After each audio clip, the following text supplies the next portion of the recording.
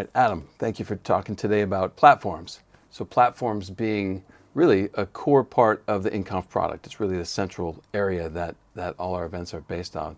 Can you tell us just a bit about the platforms and how they come together?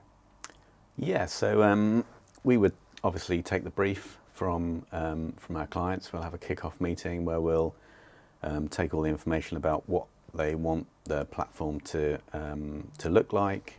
We'd also talk to them about the different sections of the platform and what content they want to display in different sections, whether they're going to have a live stream, whether it's going to be live slides in the room, whether it's going to be more of a platform on iPads for in-person events, or whether it's going to be just purely a virtual platform, or whether it's going to be a bit of both.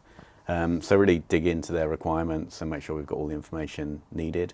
Then we'll put together a project plan with some very high-level timings, nothing too complex or too scary for the client. We'll provide them with a platform for them to put for us to put the content in, and when they'll see the platform for review so that they can share it internally, gather any feedback, provide that to us, and we'll obviously implement all of that and then move into the go live stage. We'll work with the clients and work in a way that suits how they're used to working, so we'll try and fit in around them as much as we possibly can. Perfect, perfect. You mentioned the various different events having different needs, different types of platforms. There are often many changes throughout the event. Things could pop up. It was a fully on-site event. They're adding a hybrid component. It could change all over the place. Talk about the flexibility of the platform throughout that entire process. Yeah, absolutely.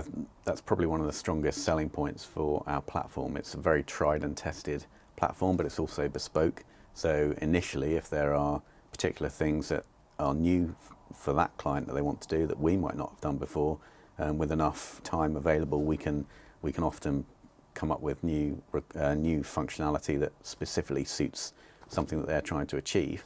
But then also, once the platform is kind of built and signed off, we're also able to make content changes very quickly and almost instantly, pretty much right up until the day of the event. And then for some content, we can even make updates on the event day itself. So obviously we wouldn't aim for that, but it's very, very flexible in terms of that ability to manage things and to make those instant updates. So that they really can relax in terms of not having to worry about any last minute changes or changes to agenda, or a speaker drops out or a speaker changes. We can accommodate all of that, and we're very used to doing that. Yeah, and you keep saying we do that. The client doesn't have to do that. They don't have to become a platform expert. They send us the content, we put that in. Absolutely, right in the platform. Client's completely free to focus on the event, which is probably more important for them to be doing that. Yeah.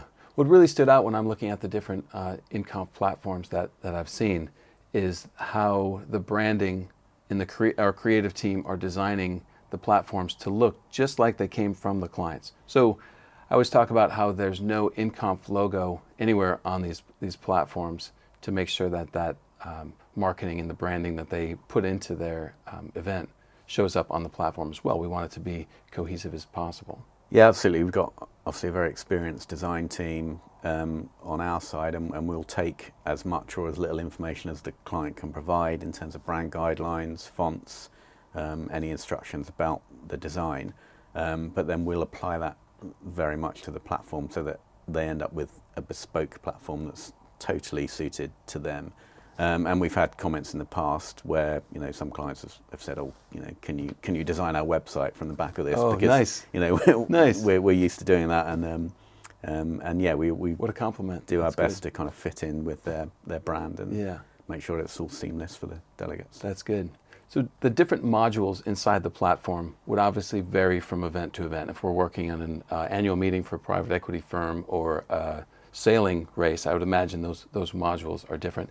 Can you talk a bit about the modules and what you've seen as far as requests from clients? And it really kind of talks to our ability to really provide bespoke solutions. We've produced platforms where we've showcased products, for instance, and we've done complete 3D virtual environments where delegates can click through into different rooms and spin products around and interact with them, as well as having the video live event element to it too.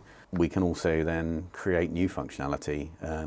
if a client comes to us with a requirement that we've not dealt with before, we can spec it out with them, figure out exactly what they want and what would be best for their delegate experience, and then come up with something in agreement with them that then becomes a feature for that particular client to use on their event. Very nice. So we should probably talk, we're calling it InConf platform, but from the attendee's point of view, they just need to know that it's the interactive point for them to the content wherever they are. So if they're remote, they log into a website and log in that way. If they're in the room, they're on iPads, so they're interacting that way. That experience is different, yet similar for those different attendee groups. But either way, that platform is the way that attendees will interact with all the content. Absolutely. There'll be one point of entry. So virtually they'll be sent a web address, which they can just click on and enter their details and password, and they'll access it. If they're in person, they'll turn up on the day, and the iPad will be set up for them, and they'll just enter it, and off they go. There will only ever be one point of contact to be able to access the platform, whether that's in person on the day, whether that's virtually on the day, whether that's post-event video on demand. It's very simple for the delegates to be able to access the platforms. Perfect. And then all the interactivity that the attendees do in the room remotely, they look at speaker bios, they may read about portfolio companies, they may participate in polling, ask a question through the Q&A. That's all about that engagement and building that connection between the audience and the content that's being presented in the room. When they do that interaction, how does that play into the data and analytics that we can pull from the platform? So during the platform build, we'll work with our clients to make sure we capture as much or as little of the analytics that they're going to want for their reporting. Some clients will want to know absolutely everything about what delegates done what and when they've done it. Mm-hmm. Other clients will just want to know, well, how many people watch the live stream. Okay, right. And it's very flexible. We can deal with as many different scenarios as they'd like, and they would have a dedicated analytics expert that would talk to them about those requirements and their reporting requirements that they would want to use to then feed into their future events. Perfect. Well, great. Adam, thank you for chatting with us about platforms. Thank you.